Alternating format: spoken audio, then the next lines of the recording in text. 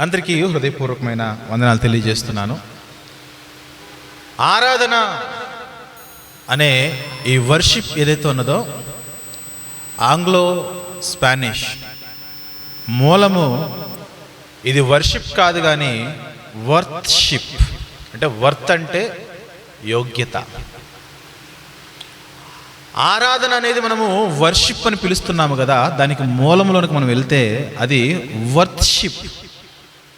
దేవుణ్ణి మనము ఎలాంటి యోగ్యత కలిగి మనము ఆరాధించగలము, ఎలాంటి యోగ్యతగా ఆయన మనము ఆరాధించగలమనే ఆలోచన ఒక క్రైస్తవునికి ఎల్లప్పుడూ కూడా కలిగి ఉండాలి. ఇక్కడ వాక్యం చెప్పేవాళ్ళు వాక్యం చెబుతూ ఉండగా, పాటలు పాడేవాళ్ళు పాటలు పాడుతూ ఉండగా, ప్రార్థన చేసేవాళ్ళు ప్రార్థన చేస్తూ ఉండగా, ఇక్కడ కూర్చున్న మనము మన సొంత కార్యక్రమాల్లో బయటకు చూడడము, తొంగి చూడడము, అటువైపు చూడడము, ఇటువైపు చూడడము, ఆ శబ్దాలు చేయడము, ఈ శబ్దాలు చేయడము, ఫోన్లోకి కొనడము అనేది ఆరాధనలో ఉండాల్సిన లక్షణాలు కాదు. ఫోన్లు రాగానే బయటికి వెళ్ళిపోయి ఫోన్లు మాట్లాడడం ఇది ఆరాధన, నిజమైన ఆరాధికుల యొక్క లక్షణాలు కావు. ఆలస్యంగా రావడం అనేది నిజమైన ఆరాధికుని యొక్క లక్షణాలు కాదు. సమయానికంటే ముందే వెళ్ళిపోవడం అనేది నిజమైన ఆరాధికుని యొక్క లక్షణము కాదు. మధ్యలో ఫోన్ వస్తే ఫోన్కి ఆన్సర్ చేయడం అనేది నిజమైన ఆరాధికుని యొక్క లక్షణము కాదు. వాయిద్యాలు బాగా ఉంటే పాటలు పాడడం అనేది నిజమైన ఆరాధకుని యొక్క లక్షణాలు కాదు. వాయిద్యాలు ఉన్నను లేకున్నను ఆరాధనలో దేవునితో మనము మంచి పరిపూర్ణమైన కనెక్షన్ మనము మెయింటైన్ చేయగలగాలి. అది నిజమైన ఆరాధన. ఈరోజు పాటలు పాడే సంగీత గాయకులు ఉన్నారు, సంగీతాన్ని వాయిద్యించే ఆ సంగీతకారులు ఉన్నారు. వీరందరూ ఎందుకొరకనంటే తమ తలాంతులను ప్రదర్శించేవారి రోజు ఎక్కువైపోయారు, కానీ నిజముగా నా పాట ద్వారా, నిజముగా ఈ వాయిద్యము ద్వారా దేవుణ్ణి మహిమపరచాలి అనే ఆలోచన కలిగిన వారి రోజు సమాజంలో కనబడట్లేదు. ప్రియమైన దేవుని వారలారా, అందుకే చెబుతాను, మీకు ఎప్పుడు నేను చెప్పే వాక్యం ఏంటంటే, నేను ఎప్పుడు మీకు చెప్పే విషయం ఏంటంటే, వాక్యము చెప్పే సమయంలో, దేవుణ్ణి ఆరాధించవలసిన సమయంలో, దేవుణ్ణి మహిమపరచవలసిన సమయంలో కనీసము వాటర్ తాగడానికి కూడా మనం లేచి వెళ్ళడానికి అవకాశం ఉండకూడదని చెప్తాను. ఎందుకంటే దేవుడు మాట్లాడుచూ ఉన్నాడు. దేవుడు మాట్లాడుచూ ఉండగా అత్యంత జాగ్రత్త కలిగి మనము దేవునిలో వర్ధిల్లాలి. ప్రియమైన దేవుని వారలారా, మన జీవితంలో అత్యంత ఆసక్తి కలిగి జాగ్రత్త కలిగి మనం వాక్యాన్ని వినాలి, ఆయన మాటలు వినాలి, ఆయన స్తుతించాలి, ఆయన మహిమపరచాలి, ఆయన ఘనపరచాలి, ఆయన కీర్తించాలి, ఆయన ఆరాధించాలి. కానీ ఈరోజు సంఘాల్లో పరిస్థితులు చూస్తే ఆరాధనలు నిజమైన ఆరాధనలు లేవు. ఆరాధనలు ఎలా ఉన్నాయంటే, ఎందుకు మీరు దేవుని సన్నిధికి వస్తున్నారని అంటే, అక్కడికి వెళ్తే నాకు కొంచెం ప్రశాంతంగా ఉంటుందండి, అందుకే వస్తున్నానండి. ఈరోజు ఆరాధన ఎలా జరిగిందనంటే, చాలా బాగా జరిగిందండి, నేను చాలా హ్యాపీగా ఫీల్ అయిన ఆరాధన అంటే, చాలా మంచిగా అనిపించిందండి ఆరాధన, ఈరోజు చాలా ఉత్తేజభరితంగా అనిపించిందండి ఆరాధన అంటూ ఉంటారు. మనుషులుగా మన జీవితాల్లో ఆరాధన మనము ఎలా ఫీల్ అవుతున్నామంటే, ఆరాధన అంటే ఏదో మనసుకు నచ్చి వచ్చేది కాదు. ఆరాధన అంటే ఎలా జరిగింది ఆరాధన అనగానే నాకు ఈరోజు మంచిగా అనిపించిందండి, అనిపించిందని కాదు.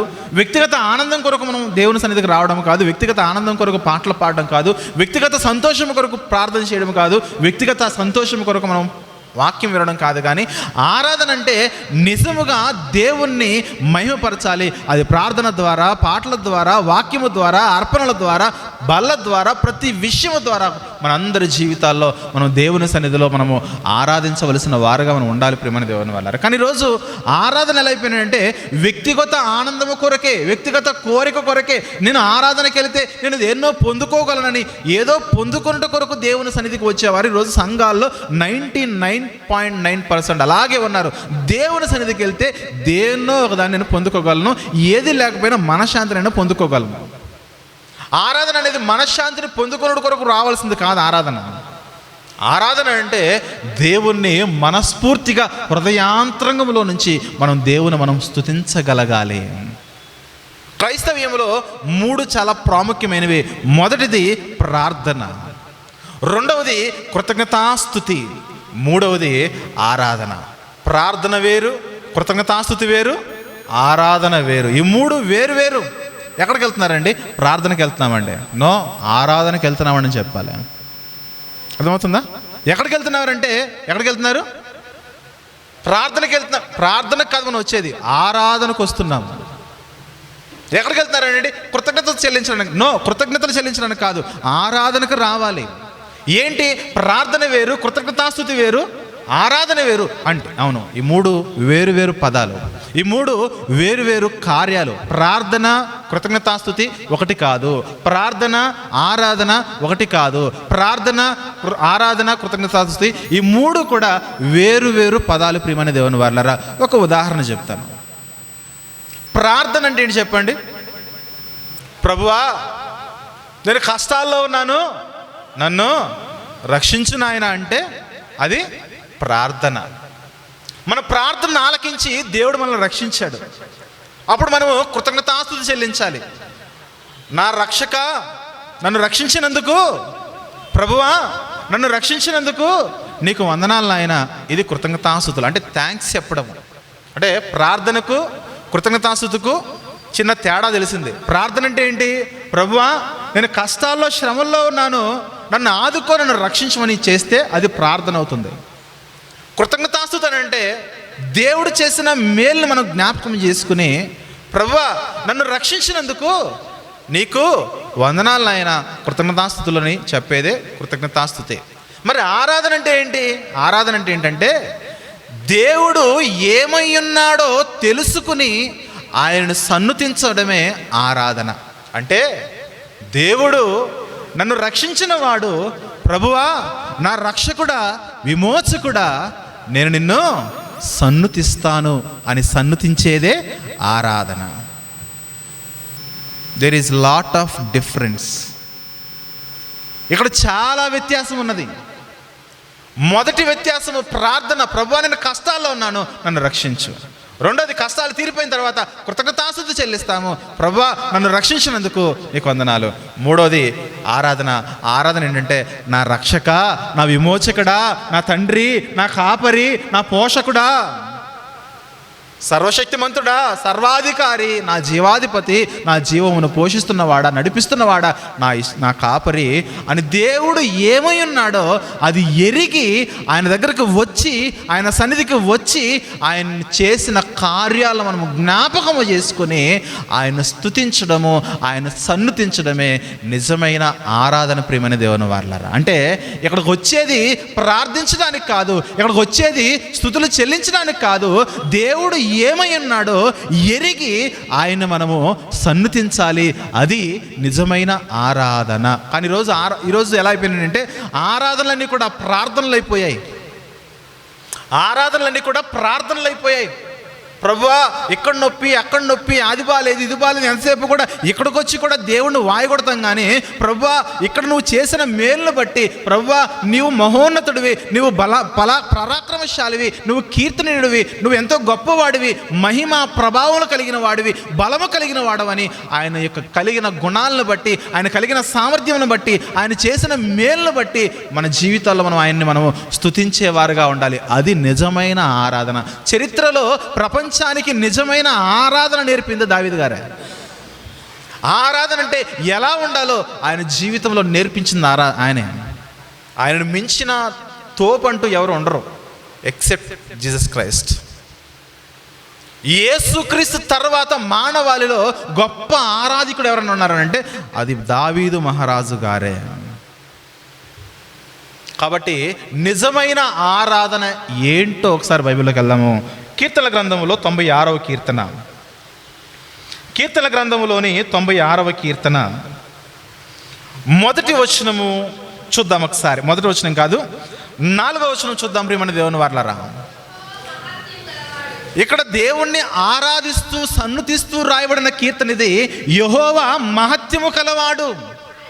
ఆయన కలిగిన క్వాలిటీ ఏదైతే ఉన్నదో, ఆయన కలిగిన గుణం ఏదైతే ఉన్నదో, ఆయన కలిగి ఉన్న యాట్రిబ్యూట్స్ ఏవైతే ఉన్నావో వాటిని జ్ఞాపకము చేసుకుని దేవుడు ఎవరు అంటే దేవుడు మహత్యము కలిగిన వాడు. తర్వాత ఆయన అధిక స్తోత్రము పొందదగినవాడు. నువ్వు దేవుని సన్నిధికి ఎందుకు వస్తున్నావంటే ఆయన ఎవరో తెలుసుకుని ఆయనని నువ్వు అధికముగా స్తుతించడానికి రావాలి ఇక్కడికి. అది ఆరాధన. ఇక్కడికి వచ్చి కూడా ప్రభువా నాకు అది కావాలి, ఇది కావాలని అంటే నో, అది ఎంతసేపు ప్రార్థన అవుతుంది కానీ వర్షిప్ కాదు. అది ఎంతసేపు కూడా ప్రేయర్ అవుతుంది కానీ వర్షిప్ కాదు. ప్రేయర్ వేరు, వర్షిప్ వేరు. ఈ డిఫరెన్స్ని తెలుసుకోవాలి క్రిస్టియానిటీ. ఈ వ్యత్యాసాన్ని తెలుసుకోవాలి క్రైస్తవం. ఎప్పుడే మనం హృదయాంతరంగంలో నుంచి ఆరాధనకు మనం విలువిచ్చేవారుగా తయారవుతాం. మనము ఆరాధనకు వచ్చిన వారు ఎలా ఉండాలంటే, ప్రభువా నీవు మహత్యము కలిగిన వాడివి, నీవు అధిక స్తోత్రము పొందగలిగిన వాడివి, నువ్వు సమస్త దేవతల కంటే ఆయన పూజనీయుడని మనం మన ద్వారా దేవుని మనం పూజించడానికి మనం ఇక్కడికి రావాలి అంటున్నాడు. 6వ వచనంలో ఘనతా ప్రభావములు ఆయనకు చెల్లించడానికి రావాలి, బల సౌందర్యములు ఆయనకు చెల్లించడానికి ఇక్కడికి రావాలి. అందుకే 7వ వచనం అంటున్నాడు, జనముల కుటుంబములారా, క్రైస్తవులారా, మీరు దేవుని సన్నిధికి ఎందుకు రావాలంటే, జనముల కుటుంబములారా యెహోవాకు చెల్లించడానికి రండి. మహిమ బలములు యెహోవాకు చెల్లించండి. చెల్లించడం అంటే, ఈ చెల్లించడం అనే పదం ఎక్కడంటాను చెప్పండి. ఎరా డబ్బులు కట్టావా, తిన్నావు బాగానే, హోటల్కి వెళ్ళి డబ్బులు కట్టావా అంటే దానికి అర్థం చెప్పండి. డబ్బులు చెల్లించావా? అరే షాపులో కొన్ని వస్తువులు కొనుక్కున్నావు కదా, డబ్బులు చెల్లించావా? చెల్లించడం అంటే ఏంటి? పొందుకున్న దానిని జ్ఞాపకము చేసుకుని, ఆ ఇచ్చిన ఆయన ఎవరో తెలుసుకుని, ఇచ్చిన ఆయనకి మరలా మనము తిరిగి చెల్లించాలి. స్తుతులు స్తోత్రములు చెల్లించడానికి నిర్దేశింపబడిన స్థలమే దేవుని ఆలయం. ప్రియులారా, ఇక్కడ మనం ఎందుకు రావాలంటే, దేవునికి స్తోత్రములు స్తుతులు చెల్లించడానికి రావాలి. ఇంగ్లీష్లో చెల్లించడం అంటే పే అప్. పే చేయండి. దేవునికి మీరు బాకీ ఉన్నారు, మీరు దేవునికి మీరు రుణము కలిగి ఉన్నారు. ఆ రుణాన్ని మీరు చెల్లించండి. ఏంటి రుణం అంటే, దేవుడు ఎవరో తెలుసుకుని ఆయన సన్నుతించు, ఆయన స్తుతించు, ఆయన సన్నుతించు, ఆయన మహిమను స్తుతించు, ఆయన బలమును స్తుతించు, ఆయన పరాక్రమను స్తుతించు, ఆయన జ్ఞానమును స్తుతించు. ఆయన మహోన్నతమైన వాడు, ఆయన యొక్క మహిమను స్తుతించాలి, ఆయన ప్రభావమును స్తుతించాలి. స్తుతించుట కొరకే ఇక్కడికి రావాలి. పాటలు కూడా ఏమేమో పాడుతూ ఉంటారు. చాలామంది చెబుతాను, నేను ఎప్పటి నుంచి చెబుతున్నాను, పాటలు మీరు పాడారనంటే దేవుణ్ణి స్తుతించే పాటే పాడాలి. గద్దించే పాటలు, జ్ఞానపూరితమైన పాటలు ఇక్కడ పాడడానికి అవకాశం లేదు. రాశారు కదనంటే, అది రాసేది నువ్వు ఎక్కడ పాడతావు? సువార్తలో పాడతావా, గృహకూడుతుల్లో పాడతావా, ఇంకొక దగ్గర పాడతావా, ఇంకొక ప్రార్థనలో పాడతావా? అక్కడ పాడు. కానీ మనం మందిరానికి మనం ఆరాధనకు వస్తే కనుక ఆయన స్తుతించడానికే రావాలి. స్తుతి, మహిమ, ఘనత, ప్రభావములు ఆయనకు చెల్లాలని మనం స్తుతించే పాటలే పాడాలి. ఎప్పుడు మనం స్తుతిస్తామో దేవుణ్ణి, ఎప్పుడు మనం మహిమపరుస్తామో అది మాత్రమే ఆరాధన. ఆ ఆరాధన వర్షిప్ అవుతుంది, యోగ్యమైన ఆరాధన అవుతుంది. అది వర్షిప్ ఎప్పుడు వర్త్ అవుతుందని అంటే, మనం చేసేది సరిగ్గా ఉన్నప్పుడు. అంతే కదా. మన జీతం ఎప్పుడు లాభదాయకంగా ఉంటుందంటే, మన పని సరిగ్గా ఉన్నప్పుడు. ఒక దగ్గర పని మాట్లాడుకున్నాము, ఆ పని ఎవరైతే మనకి ఇచ్చారో సరిగ్గా చేస్తేనే, వారు చెప్పినట్టు చేస్తేనే ఫుల్ శాలరీ. మధ్యలో పెండింగ్ వదిలేస్తే, సరిగ్గా చేయకపోతే, నీకు ఇష్టం వచ్చినట్టు చేస్తే నీకు జీతం ఇస్తాడా? ఇవ్వడం. ప్రియమైన దేవుని వల్ల గమనించండి. అంటున్నాడు ఇక్కడ 7వ వచనంలో, జనముల కుటుంబములారా యెహోవాకు చెల్లించుడి, మహిమ బలములు యెహోవాకు చెల్లించుడి, యెహోవా నామమునకు తగిన మహిమ ఆయనకు చెల్లించుడి. ఆరాధనకు వస్తున్న నీవు ఏమి చెల్లించాలంటే, యెహోవా నామములు ఏవైతే ఉన్నావో ఆ నామములు ఎరిగి, ఆయన ఎలాంటి వాడో తెలుసుకుని, ఎంత గొప్పవాడో, ఎలాంటి బలాఢ్యుడో తెలుసుకుని, ఆయన నామములను జ్ఞాపకం చేసుకుని ఆ తగిన మహిమను మీరు చెల్లించాలి. నైవేద్యమును తీసుకుని ఆయన ఆవరణలోనికి రండి. ఒట్టి చేతులతో రావద్దు. మీరేసే కానుక కూడా ముష్టడికేసినట్టు 10 రూపాయలు వేయడానికి అవకాశం లేదు ఇక్కడ. సీరియస్గా చెబుతున్నా. రోడ్డు మీద అడుక్కునేవాడికి 10 రూపాయలు వేస్తున్నారు. ఈరోజు ట్రాఫిక్ దగ్గర కారు ఆగితే అద్దాలు తుడిచి చేయి చాపితే 10 రూపాయలు ఇస్తున్నారు. ఎవరైనా అవయవం లేని వాడికి ఎవరైనా వస్తే 10 రూపాయలు ఇస్తున్నారు. ఎవరైనా చిన్న చంటిపట్టుని ఎత్తుకుని వస్తే 10 రూపాయలు ఇస్తున్నారు. మీరు దేవుని సందుకు వచ్చి మీరు ఎంత ఇస్తున్నారు చెప్పండి కానుక? దేవుడు ఏమైనా ముష్టివాడు అనుకుంటున్నారా? సేవకులను ముష్టివాళ్ళు అనుకుంటున్నారా? నో. ఇది రియాలిటీ ఆరాధన. దేవుని సన్నిధికి వచ్చి జేబులు తడుక్కోవడం కాదు. దేవుని సన్నిధికి రాకమునిపే, నేను దేవుని సన్నిధికి వెళ్తున్నాను, ఈ కానుక ఇక్కడ ఉండాలి, ఈ జేబులో నేను నిర్ణయింపబడిన కానుక అక్కడ వెయ్యాలి.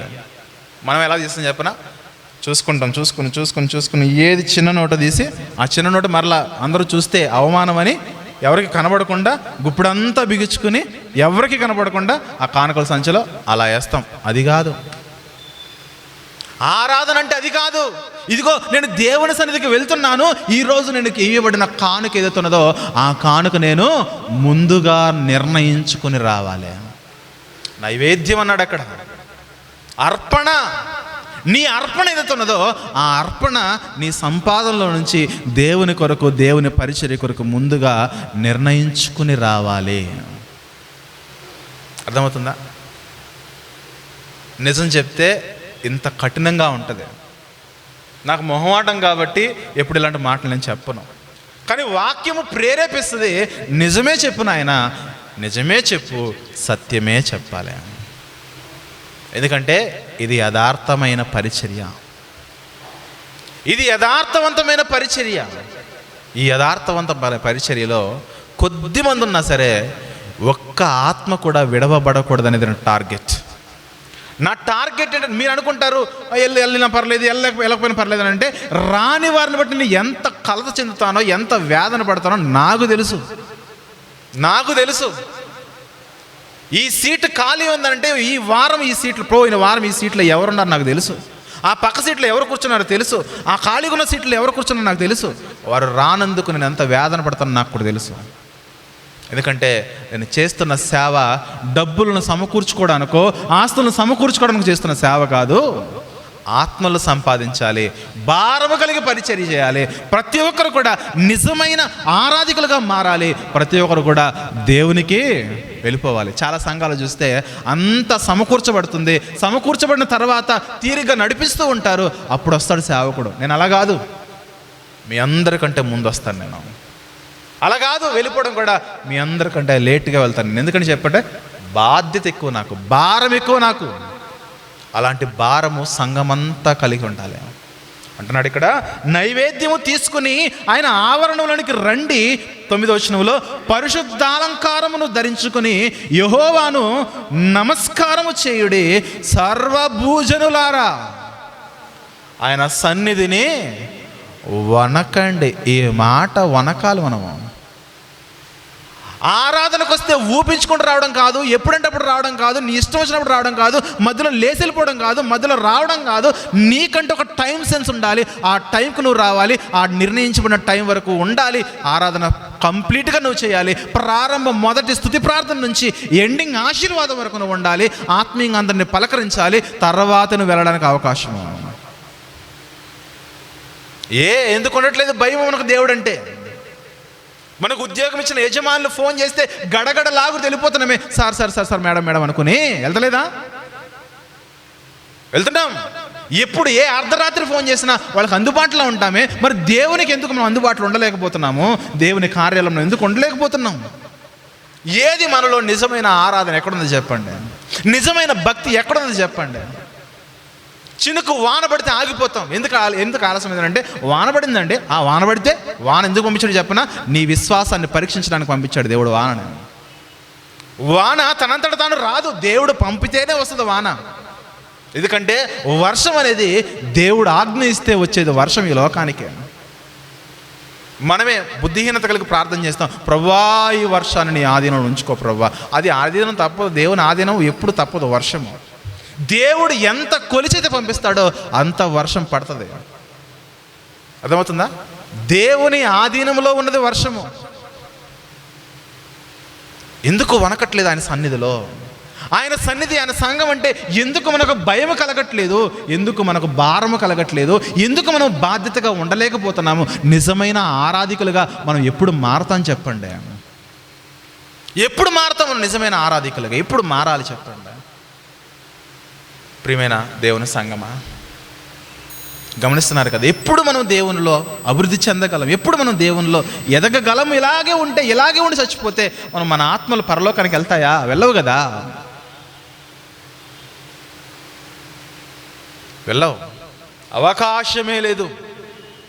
మనం ఇష్టం వచ్చినప్పుడు బ్రతికేసి, ఇష్టం వచ్చినప్పుడు ఆరాధన చేసి, ఇష్టం వచ్చినప్పుడు వచ్చేసి, ఇష్టం వచ్చినప్పుడు వెళ్ళిపోయి వాక్యం సేవకులు చాలా సీరియస్గా వాక్యం చెప్తా ఉంటే ఫోన్ రాగానే వెళ్ళిపోతారనండి. పిచ్చి కోపం వస్తుంది నాకైతే. నాకే ఎంత కోపం వస్తుంది. నువ్వు నిర్లక్ష్యం చేస్తుంది నాకు కాదు, కానీ దేవుని సన్నిధిని నిర్లక్ష్యం చేస్తున్నారు. దేవుని యొక్క ప్రసన్నతను, దేవుని యొక్క ప్రత్యక్షతను నిర్లక్ష్యం చేస్తున్నారు. ఊరుకుంటాడు దేవుడు? ఒప్పుకుంటాడు దేవుడు? ఒప్పుకోడు ఆయన, ఊరుకోడు ఆయన. అసలు డౌటే లేదు. నువ్వు ప్రపంచంలో ఎవరినైనా నిర్లక్ష్యం చేయి, దేవుని జోలికి వచ్చి దేవా నిన్ను నిర్లక్ష్యం చేస్తున్నానంటే నామరూపాలు లేకుండా, అడ్రస్ లేకుండా పెంచేస్తాడు. నీ కష్టాలను ఇంకా పెంచుతాడు ఆయన. ఎందుకంటే నువ్వు ఆయనకు విలువకపోతే నీ కష్టాలు ఎందుకు తీయాలి చెప్పు ఆయన. నువ్వు ఆయన సన్నిధికి విలువ లేకుండా చేస్తే నీ కష్టాలను ఎందుకు తీస్తాడు? అవసరమైతే నీ పెంచుతాడు. ఇంకా ఇంకా ఇంకా నువ్వు ఆయన తెలుసుకుని, నువ్వు క్రమశిక్షణ కలిగి, లోబడి, విధేయత కలిగి జీవించేంత వరకు నీ కష్టాలను ఆయన పెంచుతూనే ఉంటాడు. చూడు, మనకు అర్థం కావట్లే మన కష్టాలు రోజు రోజుకి ఎందుకు పెరిగిపోతాయి మనకు అర్థం కావట్లే. ఎందుకు మనకు బాధలు పెరిగిపోతాయి మనకు అర్థం కావట్లే. కంక్లూజన్కి వస్తే, ముగింపుకి వస్తే, ప్రభువా నా కష్టాలు ఎందుకు ప్రభు, ప్రార్థన చేస్తున్నాను కదా, వాక్యం చదివేసుకుంటున్నాను కదా, ఇంత ప్రార్థన చేస్తున్నాను, మోకాళ్ళు ఉంటున్నాను, కన్నీరు కారుస్తున్నాను, నా కొరకు ఎంతోమంది ప్రార్థన చేస్తున్నారు, నా కష్టాలు ఎందుకు తీరట్లేదు ప్రభు అంటే, ఒరే నీ ఆరాధన సరిగా లేదు, నీ భక్తి సరిగా లేదు. దేవుని సన్నిధిలో, జీవము కలిగిన దేవుని సన్నిధిలో జనులు ఎలా ప్రవర్తించాలో, ఒక మనిషిగా, ఒక క్రైస్తవుడిగా నువ్వు ఎలా జీవించాలో నీకు తెలియట్లేదు. ఏదో సినిమాకి వెళ్తున్నట్టు, ఫంక్షన్కి వెళ్తున్నట్టు ఎప్పుడు వెళ్ళినా ఏముందిలే అని వెళ్ళిపోతున్నావు, కానీ ఎప్పుడు రావాలో, ఎప్పుడు వెళ్ళాలో, ఎలా కూర్చోవాలో, ఎంత విధేయత కలిగి ఉండాలి. కొంతమంది చూసారా కాలు మీద కాలేసుకుని కూర్చుంటారు. ఎవరనుకుంటున్నావు సేవకుడు? నీకు ఉద్యోగం ఇచ్చిన సార్ ముందు నువ్వు కాలు మీద కాలేసుకుంటావా? కుర్చీలో కూడా కూర్చోనివాడు నిన్ను, ఆయన వస్తే లేచి నిలబడాలి. పర్లేదు కూర్చో అంటే అప్పుడు కూర్చుంటాం.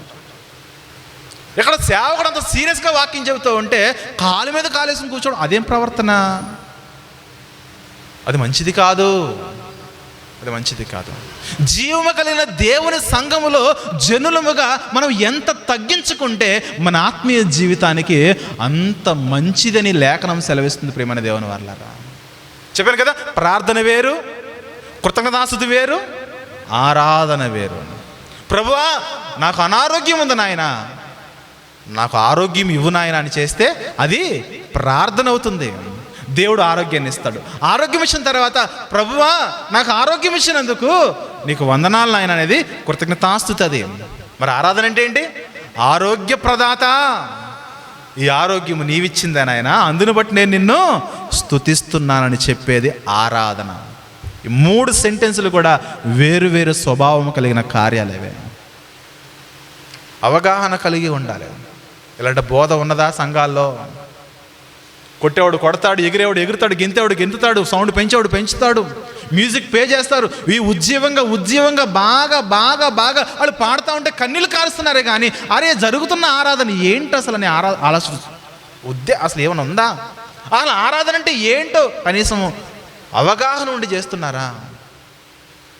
తలాంతులు చూపించుకునేది కాదు ఆరాధన అంటే. మన ప్రతిభ, మన టాలెంట్ ఏదైతే ఉందో టాలెంట్ ప్రదర్శించేది కదా ఆరాధన అంటే. సినిమాలో చూపించే ఆ భంగిమలు కానీ, ఎక్స్ప్రెషన్స్ కానీ, సినిమాలో చూపించే ఆ డాన్సులు కానీ చేసే రంగస్థలము కాదు ఆరాధన అంటే. వనకాలి దేవుని సన్నిధికి వచ్చి ప్రభువా నాకు ఎంత చేస్తున్నావు నాయన, ఇంకా నీకు దూరంగా బ్రతుకుతున్నాను నాయన అనే వేదన, కలత ఉండాలి ఆరాధనలో. ఈరోజు సంఘాల్లో ఈ కలత లేకుండా పోయింది ప్రియమైన దేవుని వాళ్ళరా. ఈ ఆవేదన లేకుండా పోయింది. ఎంతసేపు నేను పరిశుద్ధుడినే నా అంత గొప్పోడు లేడు, నేను లేకపోతే సంఘం నడదని ఎంతసేపు వారు కలిగి ఉన్న ధన దాహమును బట్టి ప్రవర్తిస్తున్నారే కానీ, వారు కలిగి ఉన్న అధికారాన్ని బట్టి ప్రవర్తిస్తున్నారు కానీ, నేను వెళ్ళకపోతే సంఘమే లేదని ఇష్టానుసారంగా అనుకుంటున్నారు. కానీ నువ్వు వెళ్ళకపోతే సంఘం లేదని నువ్వు అనుకుంటే నీకే నష్టం. కానీ నువ్వు వచ్చి ఎంతో అణుకువ కలిగి, ఓర్పుగా, సహనముగా, ఎంతో జాగ్రత్తగా, భయభక్తులు కలిగి నువ్వు దేవుని సన్నిధిలో ఆరాధిస్తే నీకే మంచిది, నీ కుటుంబానికే మంచిది, నీ యొక్క ఆత్మకు మంచిది. దేవుడెవరో ఎరగాలి మనము.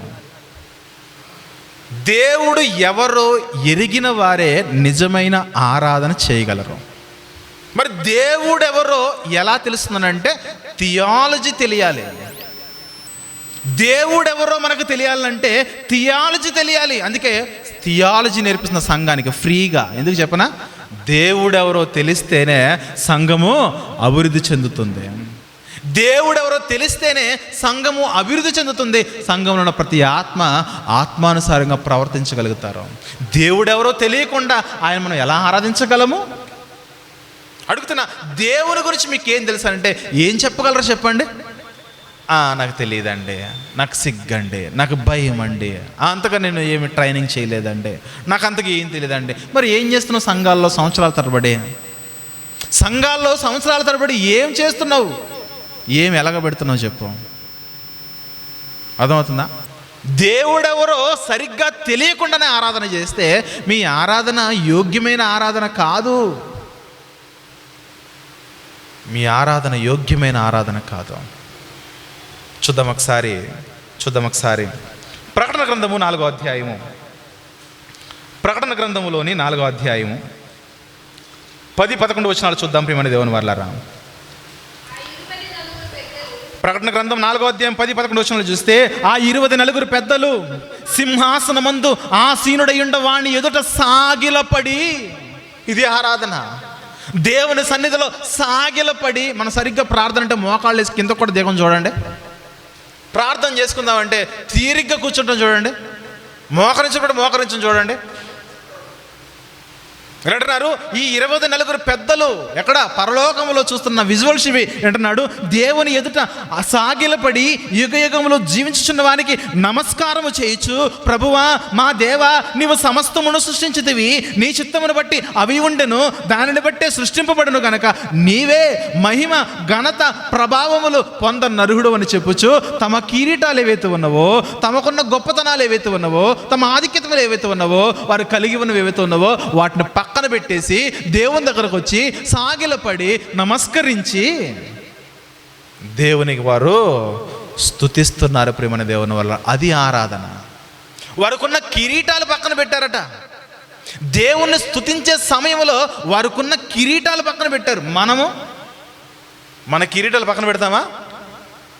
మన కిరీటాలు చెప్పాలి, ఫలానా వ్యక్తి సంఘ పెద్ద, ఆయన ఇది కొనిచ్చాడు, అది కొనిచ్చాడు, అది చేశాడు, ఇది చేశాడు, ఆయన వల్లనే సంఘము ఇలా ఉన్నదని 10 నిమిషాలు చెప్పకపోతే మళ్ళీ వచ్చేవారు మనకి ఏదైనా కావాలంటే కొనేవాడు ఆయన. చాలా సంఘాలు ఇదే ఫార్ములాలో నడుస్తున్నాయి. చాలా సంఘాలు ఇలాగే ఉన్నాయి. ఆయన గురించి 2 నిమిషాలు పొగడాలి. ఒక ప్రాంతానికి మీటింగ్కి వెళ్తే 2 రోజులు ఉన్నాను అనుకుంటా, 2 రోజులు 3 రోజులు కరెక్ట్గా నేను వాక్యం చెప్పే ముందు ఒక పాట ఉంటుంది. అప్పటికి ఆరాధన, పిల్లలు పాటలు, పెద్దల పాటలు అన్నీ అయిపోయిన తర్వాత కరెక్ట్గా ప్రార్థన కూడా, కొంతమంది సేవకులు, స్టేజ్ మీద ఉన్న సేవకులు కూడా ప్రత్యేక ప్రార్థన చేసేసిన తర్వాత వాక్యం కంటే ముందు ఒక పాట ఇవ్వాలి. ఆ పాట ఎవరికి వాళ్ళు చెప్పనా? సంఘ పెద్దకి ఇవ్వాలి. ఇవ్వకపోతే అలక. ఎందుకంటే ఆయన లేకపోతే బడ్జెట్ ఎలా, మరి మీటింగ్ జరగదు కదా. అలక. కిరీటాలు పక్కన పెట్టాలి. అందుకే నేను ఎప్పుడు కూడా సంఘంలో సంఘ పెద్ద అనే పదాన్ని నేను ఎప్పుడు ఉచ్చరించను. వయసులో విజయన్న గారు మనకు కొంచెం పెద్దోడు కాబట్టి, ఏదన్నా ముందుంటాడు కాబట్టి మనం సంఘ పెద్ద అని కొంతమంది అంటూ ఉంటారు, కానీ నేను ఎప్పుడు ఆ పదాన్ని ఆపాదించను. క్రీస్తులో మనం అందరం కూడా దాసులము, నాతో సహా మనం అందరము కూడా పరిచారకులం అనే మనసు ఉండాలి మనకు. ఆయన దగ్గరకు వచ్చి మనం దాసత్వము చేయాలి, దాసులుగా బ్రతకాలి. అది గొప్పదండి. యాకోబు గారు సంఘ పెద్దండి, సంఘానికి అధ్యక్షుడు. ఆయన ఒకటి చెప్పనా, యేసుక్రీస్తుకు నేను దాసున్నని తను పరిచయం చేసుకుంటాడు. ఆయన యేసుక్రీస్తు వారికి సొంత తమ్ముడే. నేను యేసుక్రీస్తుకు తమ్ముడని కూడా చెప్పుకోవట్లే, నేను యేసుక్రీస్తుకు నేను దాసుడును.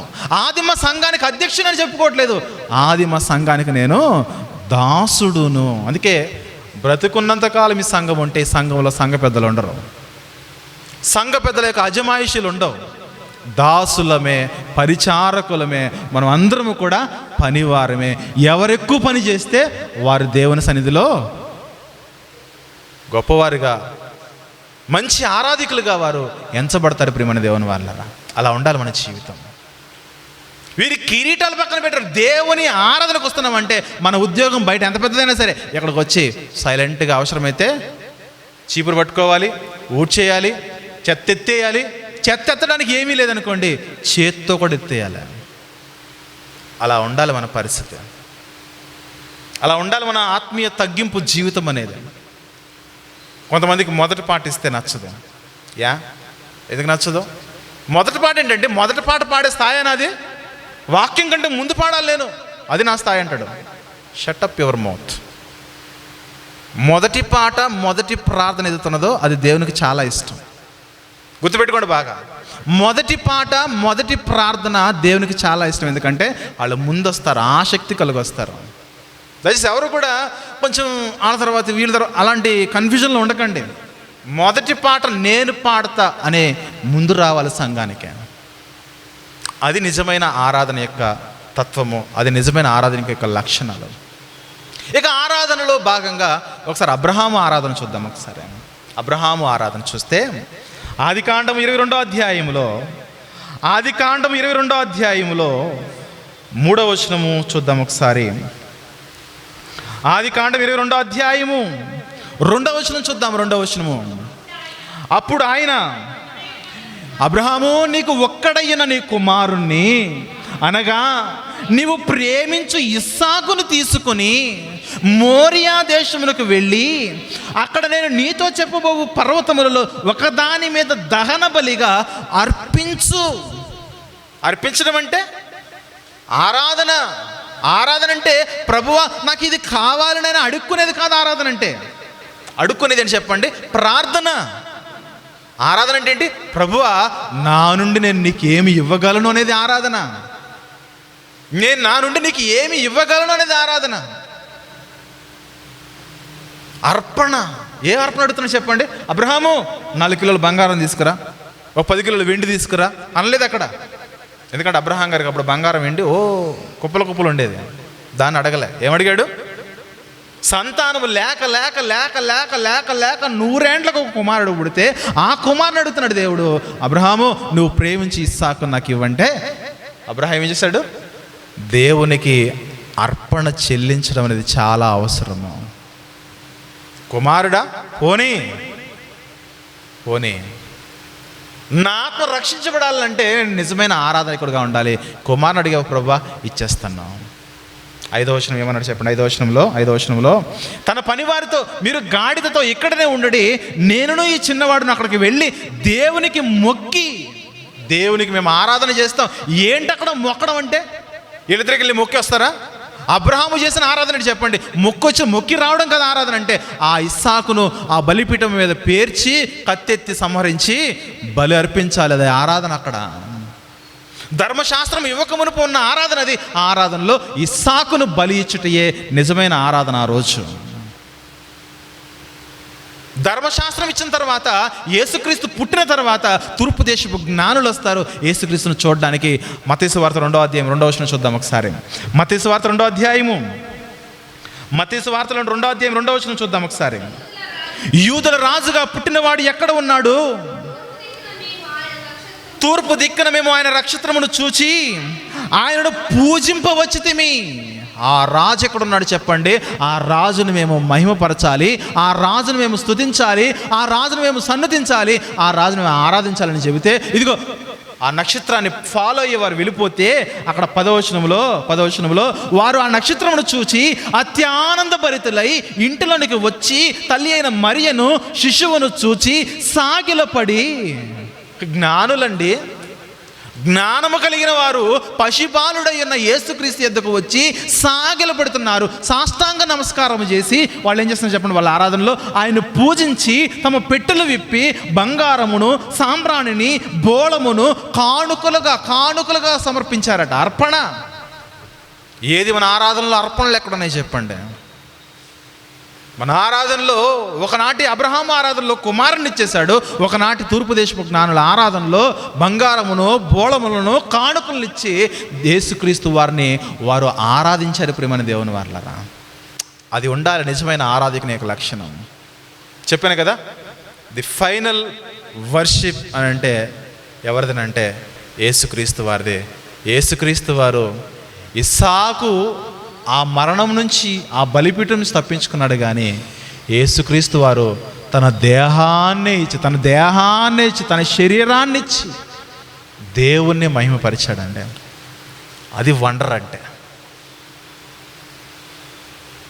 ది బెస్ట్ వర్షిప్ అంటే అది ప్రపంచంలో, ప్రపంచ చరిత్రలో దేవునికి బాగా ఇంపైన ఆయన చిత్తంలో ఉన్న ఆరాధన అంటే యేసుక్రీస్తు వారు చేసిన ఆ శిలువ మీద ఆయన చేసిన ఆరాధన. ప్రియులారా, దాన్ని మనం కలిగి ఉండాలి. సజీవ యాగముగా మన శరీరాలు మనము సమర్పించుకునే స్థాయికి మన ఆరాధన రావాలి. చిన్న చిన్న లోకములో వచ్చే అధికారులు, మనకు ఉద్యోగం ఇచ్చే వారి యొక్క తాటాకు చప్పుళ్ళకే మనం భయపడిపోతున్నాము కదా. దేవుని సన్నిధిలో మీరు వనకరా అనే వాక్యం అడుగుతుంది మనల్ని ఈరోజు. దేవుని సన్నిధిలో వాక్యము, దేవుని సన్నిధిలో దేవునికి మనం ఆరాధనలో మనం వనకకపోతే, సాగిలపడకపోతే, ఆయన సాష్టాంగం పడి మనము నమస్కరించకపోతే ఎలా మన భక్తి, ఎలా మనం కాపాడుకునేది? ఇది మనకి ఎలా సాధ్యమవుతుంది? ప్రియమైన దేవుని సంగమా, గమనించండి, ఏది నిజమైన ఆరాధన?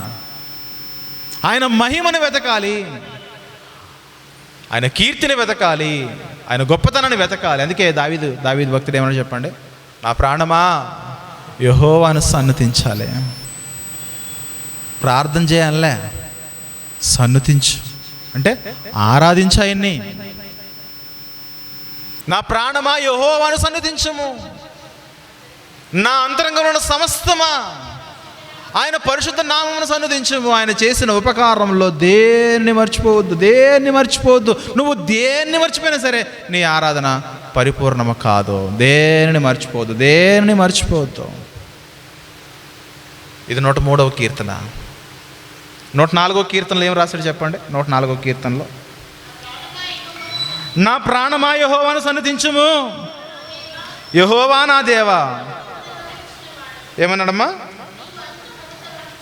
నీవు అధిక ఘనత వహించిన వాడువు, నీవు మహత్యమును ప్రభావమును ధరించిన వాడని ఆయన చేసిన కార్యాలను జ్ఞాపకం చేసుకుని ఆయన మనం సన్నుతించాలి. అది నిజమైన ఆరాధన. 105వ కీర్తనలో, యెహోవాకు కృతజ్ఞతాస్తుతులు చెల్లించుడి, ఆయన నామమును ప్రకటన చేయుడి, జనములలో ఆయన కార్యములు తెలియజేయడి, ఆయన గూర్చి పాడండి, ఆయన కీర్తించండి, ఆయన ఆశ్చర్యకార్యముల నుండి కూడా సంభాషణ చేయండి. ఇది ఆరాధన. పాడడము, సువార్త ప్రకటన, అదే కదా. యెహోవాకు కృతజ్ఞతాస్తుతులు చెల్లించుడి, ఆయన నామమును ప్రకటన చేయుడి, జనములలో ఆయన కార్యములను తెలియచేయుడి. అదే ఆరాధన. జనాల దగ్గరికి వెళ్ళండి, ఆరాధనలో భాగంగా వాళ్ళకు సువార్త చెప్పండి, అదే ఆరాధన. తర్వాత ఆయన గురించి పాడండి, అది ఆరాధన. ఆయన కీర్తించండి, అది ఆరాధన. ఆయన ఆశ్చర్యకార్యముల గురించి సంభాషణ చేయండి, అది ఆరాధన. ఆయన పరిశుద్ధ నామమును బట్టి అతిశయించుడి, అది ఆరాధన. 5వ వచనంలో, ఆయన దాసుడైన అబ్రహాము వంశస్థులారా, ఆయన ఏర్పరచుకున్న యాకోబు సంతతి వారులారా, ఆయన చేసిన ఆశ్చర్య కార్యములను జ్ఞాపకము చేసుకున్నాడు, అది ఆరాధన. 6వ వచనంలో, ఆయన చేసిన సూచక్రియలను, ఆయన నోటి తీర్పులను జ్ఞాపకము చేసుకుని మనం ఆరాధించాలి ఆయన. ఎన్నని చెప్పినా ఏంటి చెప్పండి? ఈరోజు ఆరాధనలు ఎలా అయిపోయిందంటే, ఎందుకు ఆరాధనకు రాలేదనంటే ఏం చెప్పమంటావండి? ఇంట్లో సమస్యలు, మానసిక సమస్యలు, ఆర్థిక ఇబ్బందులు, అప్పుడే సార్ పిలిచాడు, అప్పుడే మేడం పిలిచింది, అందుకే ఆరాధనకు రాలేకపోయాను. ఎవరు ఒప్పుకుంటారు ఈ కబుర్లు? నేను ఒప్పుకుంటా. దేవుడు ఒప్పుకుంటాడా? నిర్ణయింపబడిన స్థలములో నిర్ణయింపబడిన సమయానికి నువ్వు రావాలి కదా. ఎన్ని సమస్యలు ఉంటే ఏంటి? ఆయన సన్నిధికి వచ్చి నువ్వు స్తుతించాలి కదా, ఆయన సన్నిధికి వచ్చి నువ్వు మహిమపరచాలి కదా. హబక్కూకు గ్రంథం 3వ అధ్యాయం చదవండి ఒకసారి. 17వ వచనమా 18వ వచనమా? హబక్కూకు గ్రంథము, బైబిల్లో హబక్కూకు గ్రంథము. విచిత్రం ఏంటంటే అది ఎక్కడ ఉంటుందో కూడా తెలియదు మనకి. ఎక్కడ ఉంటుందండి? మధ్యలో ఉంటుందా? జెఫన్యా కంటే ముందు, హబక్కూకు గ్రంథము 17వ వచనంలో ఇలా ఈ సౌండ్తో అది కెమెరా రికార్డ్ అవ్వదన్న, మినిమం సౌండ్ ఉండాలి. హబక్కూకు గ్రంథము 3వ అధ్యాయం 17వ వచనంలో, అంజూరపు చెట్లు పూయకుండినను, ద్రాక్ష చెట్లు ఫలింపకపోయినను, ఒలివ చెట్లు కాపు లేక యుండినను, చేనిలోని పైరు పంటకు రాకపోయినను, గొర్రెలు దొడ్డిలో లేకపోయినను, సాలలో పశువులు లేకపోయినను. అంటే ఎన్ని సమస్యలైనా ఉండని, అంజూరపు చెట్టు పూయలేనంటే తినడానికి తిండి లేకపోయినా. దానికి అర్థం ఏంటంటే, ఈరోజు మనకు ఉద్యోగాలు, ఒకప్పుడు వ్యవసాయం. ఇశ్రాయేలు దేశం అంటే వ్యవసాయ ఆధారిత దేశం. అది ఆ దేశంలో ఉన్న భక్తులు కానీ ప్రజలు కానీ అందరూ కూడా వ్యవసాయం మీద బ్రతకాలి. అలా అంటున్నారు, మా జీవితాల్లో అంజూరపు చెట్టు వల్ల మాకు రాబడి రాకపోయినా, డబ్బులు మేము సంపాదించుకోకపోయినా, తర్వాత ద్రాక్ష చెట్లు ఫలాలు ఇవ్వకపోయినా, మంచి పంట రాకపోయినా, ఒలివ చెట్లు కాపు లేకపోయినా, అది పంట వచ్చి దిగుబడి సరిగా లేకపోయినా, చేనులోని పైరు పంటకు రాకపోయినా, ఇదిగో మా గొర్రెల దొడ్లో గొర్రెలు లేకపోయినా, పశువుల సాలలో పశువులు లేకపోయినా, ప్రభువా ఏమంటే చెప్పండి, నేను యెహోవా యందు ఆనందించదును, నా రక్షణకర్త అయిన దేవుని యందు నేను సంతోషిస్తా. దేవుడు ఎవరు ఆయనకు అర్థమైంది. దేవుడు ఎవరనంటే నా రక్షణకర్త. ఆయన దేవుడు నా రక్షణకర్త. అప్పులు ఉన్నాయండి, నేను దేవుని సన్నిధికి రానండి. ఎందుకు? ఈ సమయంలో నీ అప్పుల కొరకు నువ్వు తిరుగుతూ ఉంటావు. నీకు తెలుసా దేవుడి గురించి? ఆయన నువ్వు నిర్లక్ష్యం చేస్తే నిన్ను కూడా దేవుడు నిర్లక్ష్యం చేస్తాడు. దేవుడు కావాలంటే ఆయన దగ్గరికి రా, ఆయన వైపు తిరుగు, అప్పుడు దేవుడు నీ వైపు తిరుగుతాడు. అది యాకోబు గారు చెప్పారు, పాత నిబంధనలో మలాకి గారు చెప్పారు. మీకు దేవుడు కావాలంటే మీరు దేవుని యొద్దకు రండి, దేవుడు మీ యొద్దకు వస్తాడు. అది ఫార్ములా. అంజూరపు చెట్టు పూసినా పూయకపోయినా, పంట పండినా పండకపోయినా, ఒలివ చెట్టు కాపిచ్చినా ఇవ్వకపోయినా, చేనులోని పైరు పంటకు వచ్చినా రాకపోయినా, దొడ్లో గేదె బర్రె పాలు ఇచ్చినా ఇవ్వకపోయినా, నా జేబులో డబ్బులు ఉన్నా లేకపోయినా, సమయానికి ఆరాధనకు వెళ్ళి సమయం వరకు ఆ ఆత్మను, ఆ శరీరాన్ని, ఆ దేహాన్ని దేవునికి అర్పించుకుని, ప్రభువా నువ్వు లేకపోతే ఈ జీవితం లేదు నాయన అని ఎవరైతే తమ జీవితాలను దేవునికి అప్పగించుకుంటారో వారి జీవితాలు, వారి ఆరాధనలో దేవునిలో ఫలభరితమైన ఆరాధనలు. ప్రియమైన దేవుని వారలారా, ఆరాధనకి ఎలా రావాలి?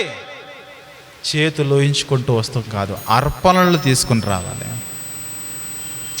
ఈయనకి కొంచెం డబ్బులు తక్కువైనాయి అనుకుంటా, అందుకే ఈరోజు ఈ మెసేజ్ చెప్తున్నాను అనుకుంటున్నారేమో. ఏదో ఒక రోజు చెప్పాల్సిన సందేశం మీద. నూతన సంవత్సరం రోజు నేను చెప్పాను, మీరు మర్చిపోయినట్టుగా నేను మర్చిపోలేదు. December 31st నైట్ను ఫస్ట్ డే ఏం చెప్పాను చెప్పండి? 20 రకాల సందేశాలు మీ కొరకు సిద్ధపరిచాను. ప్రార్థన గురించి, విశ్వాసం గురించి, బైబిల్ ధ్యానం గురించి, ఆరాధన గురించి, శ్రమల గురించి, కానుకల గురించి, దశంభాగాల గురించి, మరణము గురించి, ఇవన్నీ చెబుతానని చెప్పానా? భక్తి గురించి, మన ప్రవర్తన గురించి. కాబట్టి పిల్లలు గమనించండి, ఏదో ఒకరోజు చెప్పేయాల్సింది ఇవన్నీ కూడా. కానీ ఇది ఎందుకు ముందు చెబుతున్నామంటే, మన ప్రవర్తన, మన మార్పు ఇక్కడి నుంచే కలగాలి, ఇప్పటి నుంచే కలగాలి.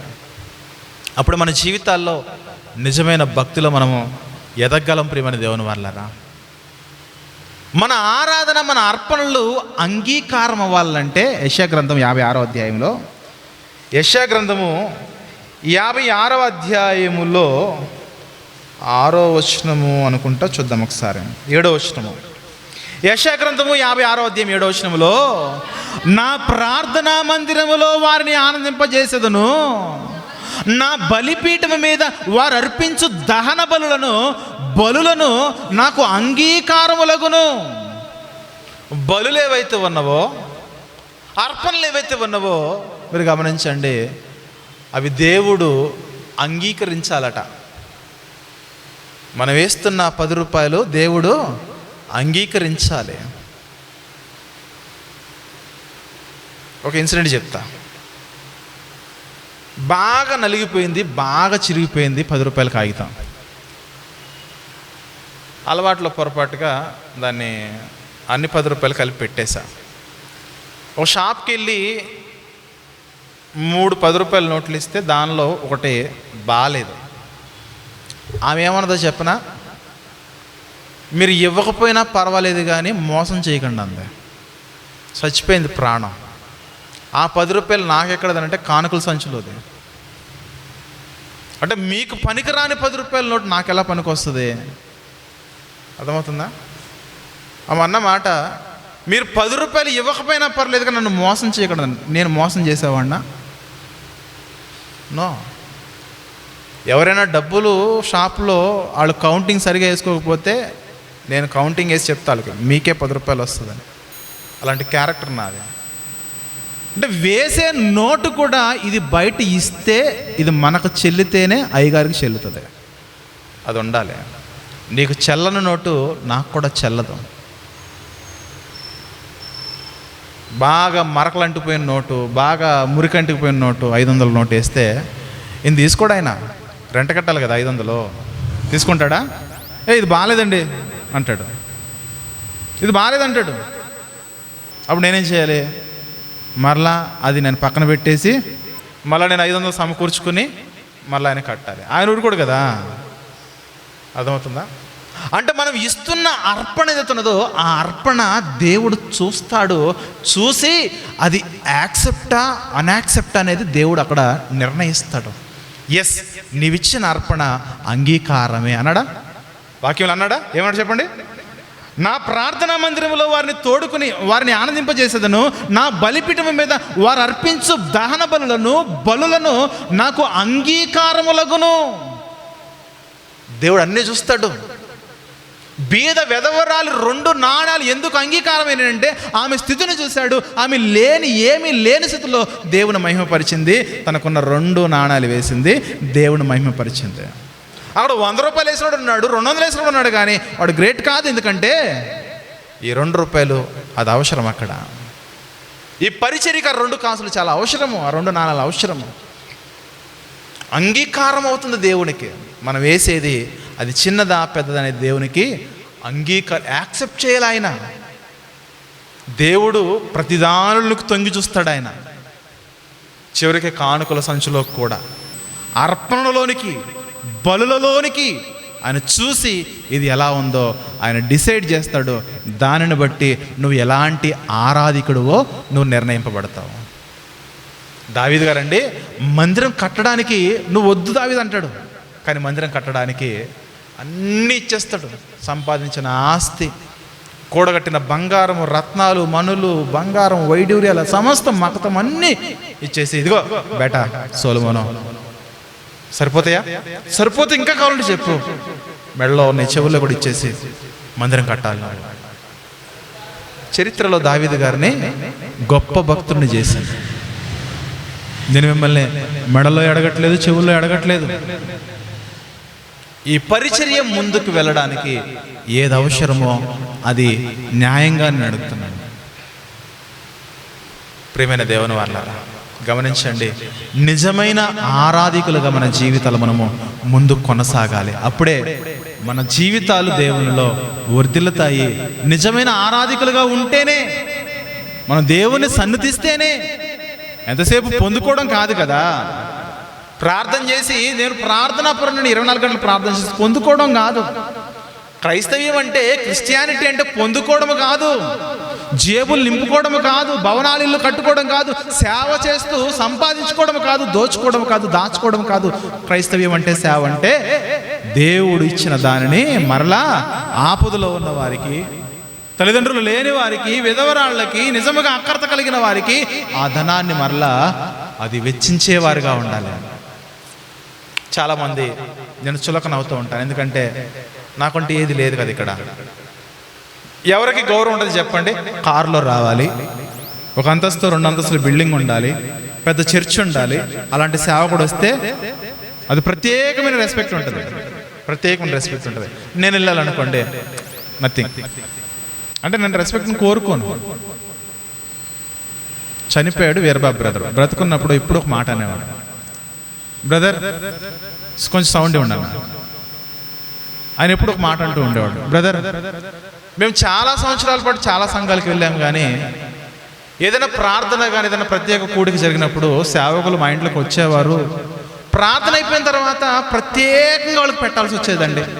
మేము కింద భోజనం చేస్తే వాళ్ళు పైకి వెళ్ళి భోజనం చేసేవాళ్ళండి సేవకులు. కానీ మీరు మాత్రము మాతో మాతో ఖచ్చితంగా అన్నమాట జ్ఞాపకం చేసుకోవాలి. మాతో లైన్లో ఉంటారు, మాతో తింటారు, మాతో గడుపుతారు, మా పక్కన కూర్చుంటారు. కానీ చాలామంది సేవకులు మా పక్కన కూర్చోడానికి ఇష్టపడేవాళ్ళు కాదు. మేము కూర్చున్నా సరే మా మీద ఒక రకమైన చూపు చూసేవారు అని చెప్పిన మాట్లాడు. అర్థమవుతుందా? అది కాదు సేవ అంటే. మీలో ఒకటిగా ఎందుకుంటాను చెప్పిన, ఇది పరిచర్య. మిమ్మల్ని ప్రేమిస్తున్నాను, సొంత కుటుంబం వలె నేను మిమ్మల్ని ప్రేమిస్తున్నాను. ఎందుకు ఈ మాట చెప్తానంటే, ఈరోజు బయట పరిస్థితులు అందరితో పాటే. నేను ఎప్పుడు మీరు గమనించారు, నేను ప్రత్యేకంగా భోజనం ఎప్పుడు చేశానా? ఎక్కడికి వెళ్ళి మీరు గమనించండి, అందరితో పాటు లైన్లో నిలబడతాను. మీతో కలిసి మీరు ఎక్కడుంటే అక్కడికి వచ్చి, మీరు నా దగ్గరికి రావడం కాదు, మీరు ఎక్కడున్నారు వెతుక్కొని మీ దగ్గరకు వచ్చి నేను భోజనం చేస్తాను. కారణం ఏంటంటే అది ప్రభువు నేర్పించిన సంస్కారం. అదే ప్రభువు నేర్పించిన సంస్కారం. మీరు కుర్చీ వేయాలి, అదే వేయాలి నేను ఎప్పుడు కోరుకోలేదు. కొన్ని ఇళ్ళకి వెళ్తే కుర్చీలు కూడా ఉండవు, ఆ కిందే కూర్చుంటాను నేను. ఎందుకంటే మన ఆరాధన అనేది దేవునికి మహిమకరంగా ఉండాలి, మన ప్రవర్తన దేవునికి మహిమకరంగా ఉండాలి. మనల్ని మనం హెచ్చించుకుంటే దేవుడు ఖచ్చితంగా ఏదో ఒక రోజు మన పతనాన్ని శాసిస్తాడు ఆయన. అది నాకు తెలుసు. చరిత్రలో ఎంతోమంది నాశనం అయిపోయారు అలా. అందుకే నా ప్రవర్తన కాపాడుకోవడానికి నేను ఎల్లప్పుడూ కృషి చేస్తాను. కాబట్టి ప్రియులారా, అర్థం చేసుకోనండి, మీ ఆత్మీయ జీవితముల గురించి నేను ఎంతో వేదన కలిగి ఉన్నాను, చింత కలిగి ఉన్నాను. మీకు ఉద్యోగాలు లేకపోయినా నేను ఆలోచిస్తాను, బ్రదర్ పలానా చోట ఉద్యోగం ఉన్నది, నేను కనుక్కుంటా ఉంటాను, సిస్టర్ పలానా చోట ఉద్యోగం ఉన్నది. ఎందుకంటే మీరు ఆర్థికంగా ఇబ్బంది పడుతూ ఉంటే నేను బాధపడుతూ ఉంటాను. అది నా నైజం. ఒకవేళ నా వల్ల ఏదైనా అయితే నా దగ్గర ఒక 100 ఉంటే అది ఇవ్వడానికి ప్రయత్నం చేస్తాను. ఎందుకంటే ఆ దినం ఆకలిని తీర్చడానికి. అది నా నైజం. ఎందుకంటే ఎందుకు నా ప్రవర్తన మీ ముందు ఎందుకు అలా ఉంచుకుంటున్నానంటే, నేను మీకు మాదిరిగా ఉండాలి. నేను ఎలాంటి ఆరాధికులుగా ఉంటున్నానో మీరు కూడా నన్ను ఫాలో అవ్వాలి, నన్ను వెంబడించాలి. మీరు సంఘానికి ఒక సేవకుడు చెప్పాడు, నేను క్రీస్తుని పోలు నడుచుకున్నాను, మీరు నన్ను పోలు నడుచుకోండి.